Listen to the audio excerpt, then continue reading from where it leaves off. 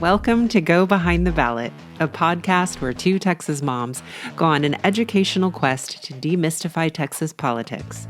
Join me, Nicole Abshire, and my co-host Claire Campos O'Neill as we deep dive into the most burning issues, hear stories from candidates, and offer hope in these challenging political times. Let's saddle up and go behind the ballot.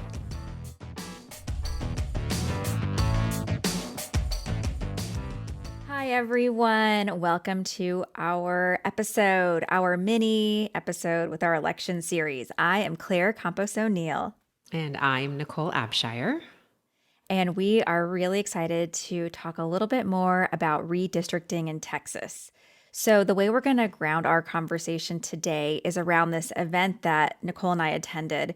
We went to the Texas Tribune Festival, and for those of you, it's called TribFest, but for those of you who don't know, the Texas Tribune, which is a news publication here in Texas, puts on this fantastic festival here in Austin once a year where they invite lots of politicians from Texas, but also nationally, and political experts and influential voices in the political realm to talk about topics of the day. So we went to this talk called On the Ballot, which had two guest speakers. They invited Colin, Allred, who is a U.S. representative from Dallas, to speak on redistricting, and also Michael Lee, who is a senior counsel for the Brennan Center for Justice's Democracy Program. And the thing that they were speaking to was, is it safer or harder to vote in Texas in 2022, and are our elections more secure? So Nicole, guess what they said? Right? I don't think it's going to be that mysterious, especially after the other things that we've talked about, which is that no, it is not easier. It is actually harder to vote in Texas. And our elections are not more secure. They're just continue to be secure, like mostly, right? There are a few exceptions maybe to that. I don't mean to say exceptions. I actually mean to say there are some ways we can make it more secure, but by and large, we have very safe and secure elections. Yeah, it was a great conversation. And I didn't realize that Colin Allred was a former voting rights lawyer. So he knows a lot about the ins and outs of voting. And Michael Lee, he does a lot of writing, a lot of, apparently he has a blog that the New York Times calls indispensable regarding this redistricting conversation. So he's just like a really good communicator, very funny. And both of them communicated this in a way that was really easy to understand. And as we discovered in our conversation with Charlie Bonner, this stuff is so confusing, but we're going to keep talking about it. So hopefully, like with that repetition, it will start to sink in. No doubt. Yeah. One of the things that they started off talking about was accessibility to the ballot box. And they began the conversation around vote by mail in Texas. So for those of you who don't know, who can vote by mail in Texas is very limited. It's basically seniors, students, and people with disabilities. And now, if you recall from our conversation with Representative Vicki Goodwin, pregnant people. So a very small pool of who's even eligible to vote. Some states, they send everyone mail-in ballots. They're like, if you want to vote by mail, have at it. In Texas, it is not that way. It's hard to vote by mail. And SB 1, which was passed last legislative session, made it even harder. And they shared with the audience that now, this past primary voting session, there was a 12% rejection rate of mail-in ballots from SB 1.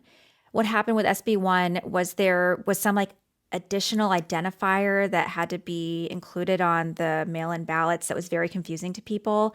And a lot of ballots got tossed out. Whereas previously it was like 1 to 2% rejection rate. Well, this is like a 10% increase. I mean, they threw a lot of ballots out. And it's sad because these people, it's hard enough for them to vote, and it just got harder. And again, it's like, are we making it easier or harder to vote? Well, in this case, it was harder for people to vote by mail. Yeah. Well, and to bring that home, I think, right, sometimes these things can seem so vague. So it's like, what do you mean they made it harder to vote? And so I know the example that I've been told again and again at now a few different events, thank goodness, right, for the repetition, which is that when you apply to vote by mail. Obviously, you just specified who was even eligible, right? So that's already cuts down on who's eligible, right? You have to be a senior, somebody with a disability, or a student.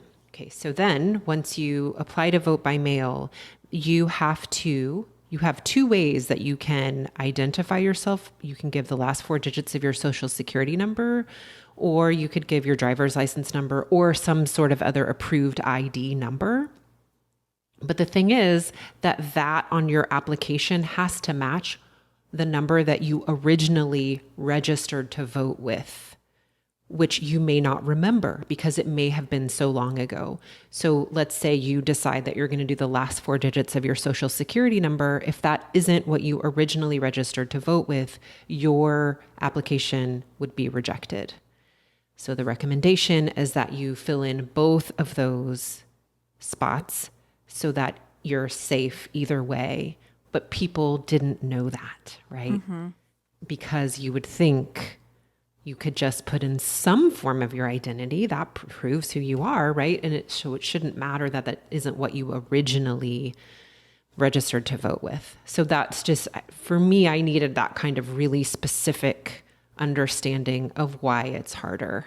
And it's because it's super wonky. Very wonky.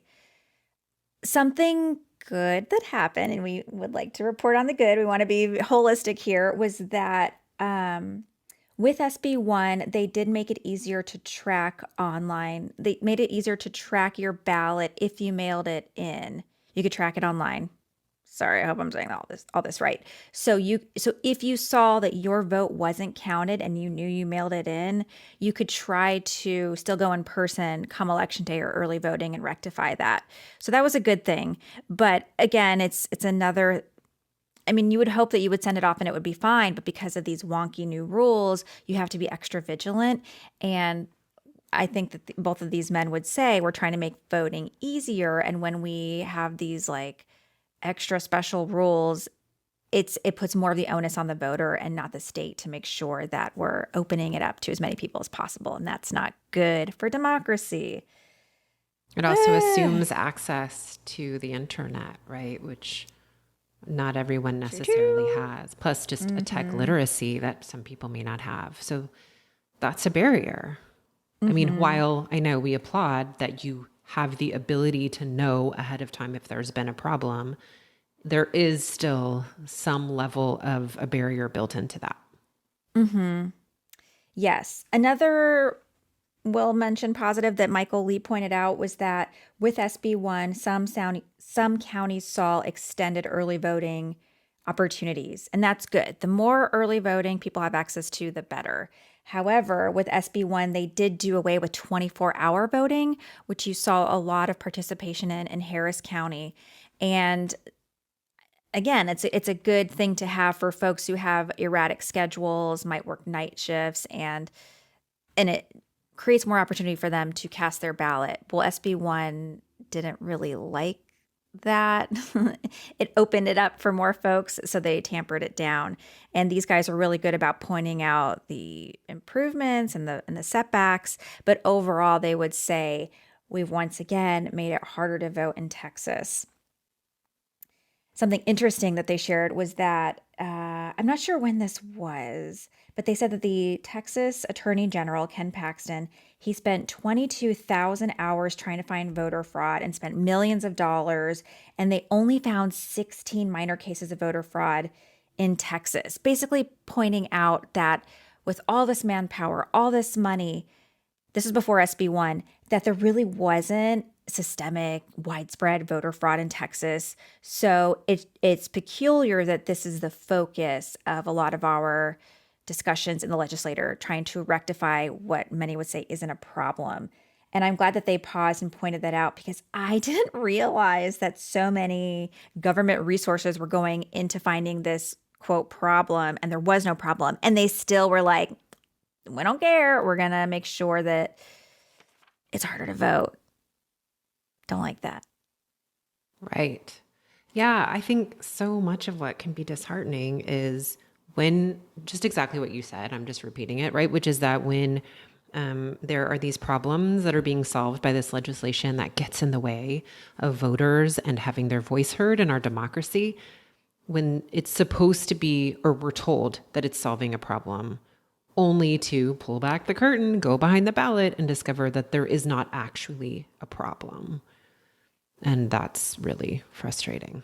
It is. And we have to remember that our government has finite dollars. There's only so many hours in a day. So let's make sure we're spending them effectively, not on things that really don't matter. And if we do, in fact, spend the money and the time and find out it doesn't matter, let it go. Move on to the next problem. Don't double down and say, okay, well, we didn't find it, but we're still going to make sure that it's challenging to vote, because at the end of the day, these are our elected representatives and we are still in a democracy. So let's try to make voting accessible to as many people as possible, because we have to grab onto that common value.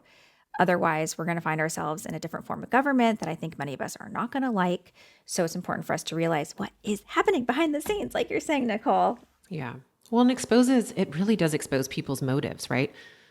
The motive then isn't to actually solve a problem. The motive is to make your agenda, like, have a justification no matter what, even if that means, I don't want to straight up say lying, but certainly exaggerating an issue in order to justify what it is you really want to do anyway. Right. A question that was asked by the moderator to Representative Allred and Michael Lee was, what would improve election security? So we're going to just here assume that there really isn't like widespread voter fraud happening in Texas. But they did say there are things we could do to make our elections more secure. And Allred said that would be having verifiable paper trails. This is a good thing, that we do need to be mindful of our cybersecurity and potential hacking that could happen. And that what we need to do is make sure we have enough funding available for our poll workers and having a proper recounting procedure if and when that needs to happen, like if the vote's really, really close. Yes, so that's what his focus was. And then Lee again said, our elections are pretty secure. Even when we do audits, they come out great. One thing we could do that would really help our election system here in Texas, and we've heard this again and again, is having online voter registration, because there is a lot of slip-ups, mess-ups that happen in that handwritten process between people writing down their information and then the person who receives it putting it into a database system. There's a lot of opportunity for human error, but if we could register online, it would eliminate that and it would make it easier for people to register. So that's where the focus needs to be, not on some of these other things. Do you remember Michael Lee's example of that, registering to vote? That he filled out his paperwork, I think he said 3 times. Oh, mm-hmm. And whoever entered it could never spell his middle name correctly. Yes. It's a Chinese name. And so after 3 attempts, I don't remember what the conclusion was, but basically it took 3 times at least to get his middle name spelled correctly. And that's just normal human error, right? Like that. I don't think any of us are criticizing whoever these people are that are entering the data. Like these things are just normal and they're mistakes that happen. But if he had the ability to register online, enter it himself, it's going to be correct the first time. Right? Yeah. I empathize with that because my last name has an apostrophe and computer systems hate that. They're like, no special characters allowed. So it's confusing. It's like, are people going to do O-N-E-A-L, no space, or O space N-E-A-L, or O apostrophe, like, right. Oh yeah, it's a mess. About that. Anytime I sign up for anything online. So I was like, yep, I know what you're talking about. And it's not even that people are messing up the spelling. It's just like data entry issues. Yeah. What is the standard for your name? But if I'm doing it, I know what it's going to be. That's not how it is now. It's someone else doing it. Okay, I talked about this example that they shared a little bit in our conversation with Charlie Bonner, but I'm going to say it again and I'm going to correct myself because I have my notes in front of me. But they were talking about this really interesting story of this man in Colorado who was like, I know there's election fraud happening and I'm going to expose it. I'm going to find it. So he signed up to be an election worker. And as he was going through the training process and learning how those people actually do their jobs, he started to realize, whoa, it's actually really hard to cheat the system. And he kind of became a believer in the process. So I thought that was a funny little anecdote. Like, right, like you know firsthand now that our system is a good system. And it's a shame that more people don't, I don't know, like believe that that's the case. Yes, I remember that story. That was a really good one.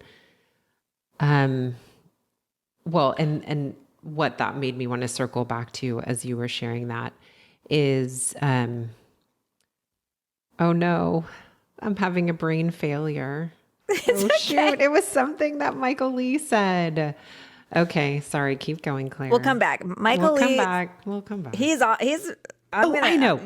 Oh yeah. Thank you for being patient with me.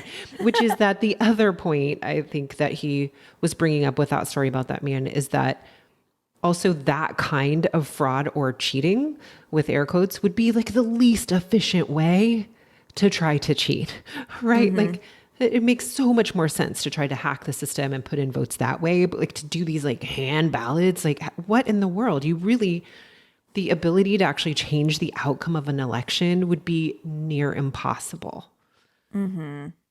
Which is why, again, that they were pointing out that the way to secure elections is thinking about threats from the outside. Like that's really where we need to be worried and place our focus. It's not insider fraud, for lack of a better term. Yes.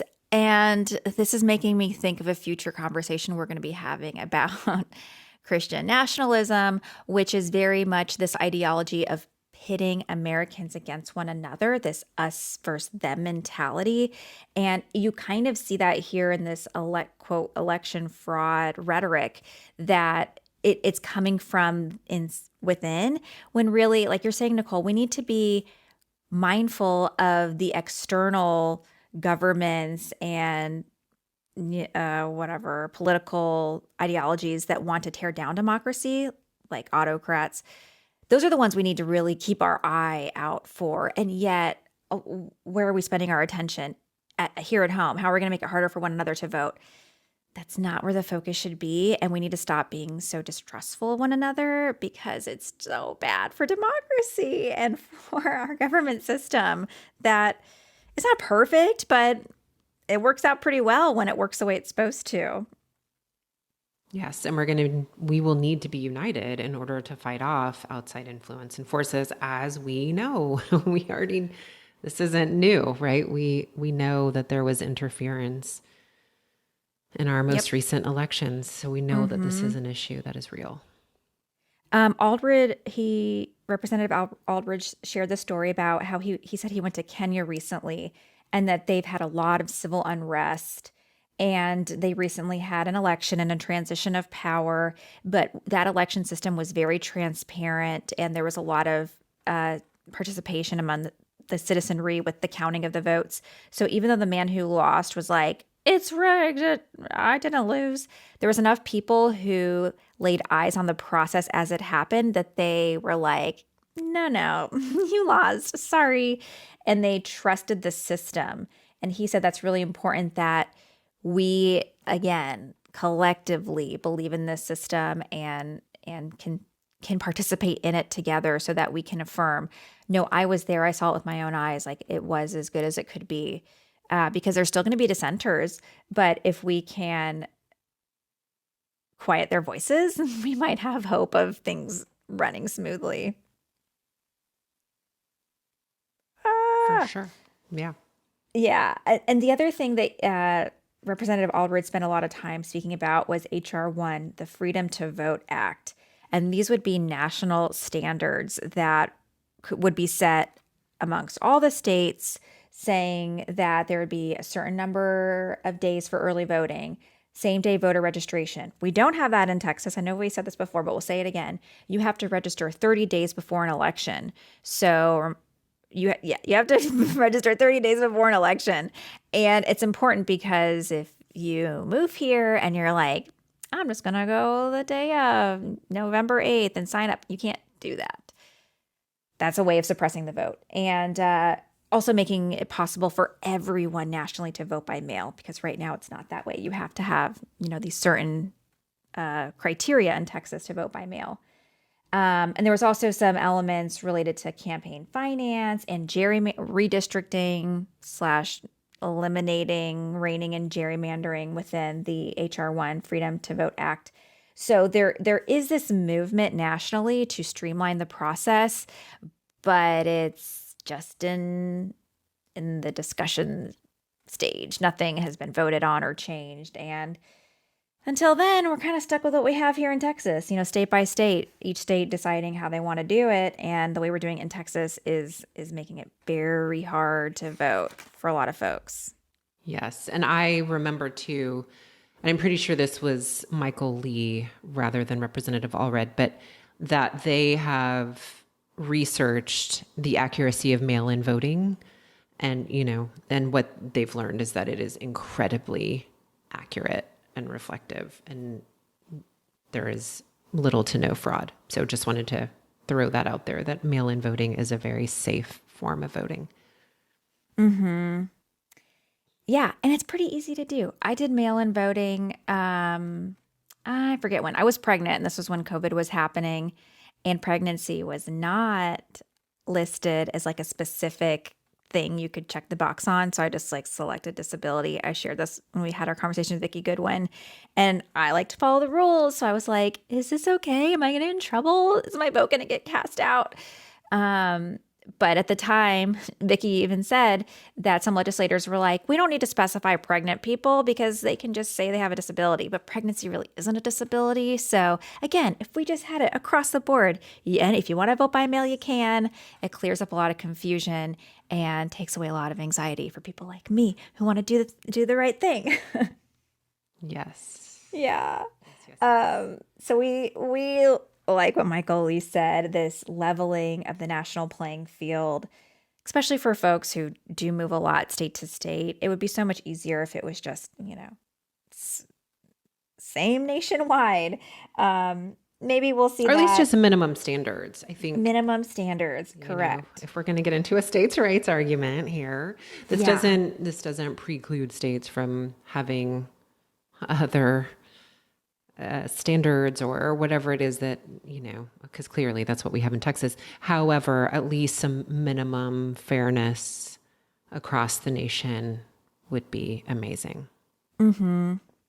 They also spent a little bit of time talking about redistricting and gerrymandering. And as we have learned here, a lot of gerrymandering happens in Texas, which is where the politicians, for some reason, are the ones drawing the district lines, and they draw it so that it's very, very favorable for their parties. So we have super, super blue districts and super, super red districts, and they're becoming less and less competitive over time.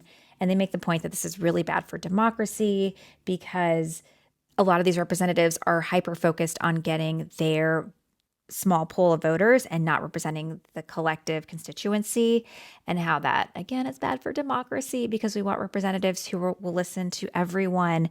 They might not agree, but they need to be respectful and responsive because that's who we got.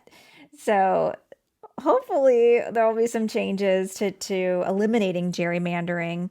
Apparently, states are not allowed to gerrymander based on racial profiles, but it's okay if they do under partisan lines. Political, yeah.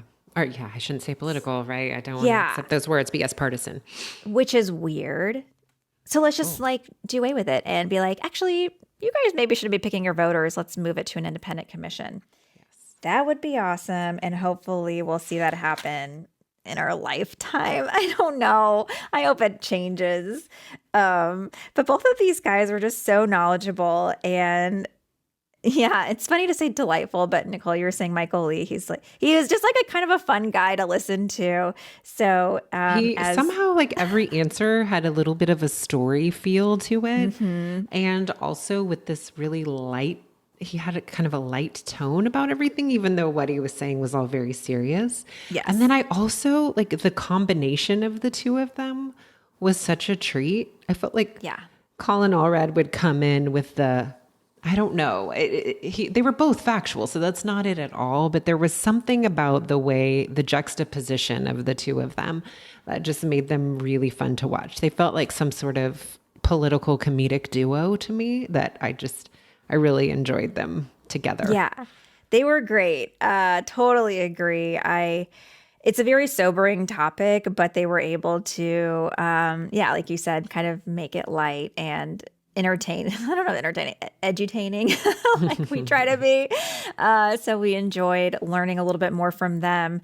And I would definitely say follow both of them on Twitter, read their articles, because you're going to learn more about redistricting, gerrymandering, our election security, access to the ballot box, because at the end of the day, that's what we need is easier access, because the more civic engagement we have, the better off we all are. And that's how we get that discussion of ideas and actually feel like we have a seat at the table. Otherwise, it's just a few voices who are controlling what happens. Yes. Well, and another plug, Michael Lee, as we mentioned, is part of the Brennan Center for Justice. And if you go there, you can find it's called a redistricting newsletter, I think is the name of it. But if you just kind of poke around on that website, you can find some really interesting information. But I think twice a month they send out a redistricting newsletter. It's national, but I'm really curious to read it and just kind of keep up with that. Yes. The other thing that I wanted to throw out there is that I realized I've been really presumptuous that we all sort of share the same idea of what democracy means. So I was like, maybe we ought to just take a second and define it. And so I looked it up, and this to me matches, I think, what is in my mind, which is that democracy is a form of government in which the people have the authority to deliberate and decide legislation or to choose governing officials to do so, right? So here in the US, we have representative democracy, where we like to believe that we elect our leaders who govern and legislate on our behalves and with our best interests in mind. So when we say democracy, that's what we're talking about. Mm-hmm. Yeah, thank you for taking a minute to explain that, because I do think a lot of these words are becoming loaded and we don't have a collective understanding. So the more we can step back and be like, let's make sure we're all on the same page here. Okay, cool. Let's move forward. The better off we are. Well, thank you for tuning into this episode, everybody.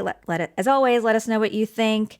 Share your thoughts. How was voting for you? Last time you voted? Are you registered? Make sure you're registered. And we're going to provide more resources to help you understand how American democracy works. And how Texas does these things too. That's right. Thank you, everybody, for joining me, Nicole Abshire, and my co-host, Claire Campos O'Neill, on Go Behind the Ballot. Hopefully, we've demystified some little portion of Texas politics, and we hope that you'll do more with us. Check out our website at www.gobehindtheballot.com, where you'll find links to all of our social media, and you will find our community. Let's join together and do more. We hope you'll let us know what is working, and we hope you'll join us next week. Thanks, everybody, and have a good one.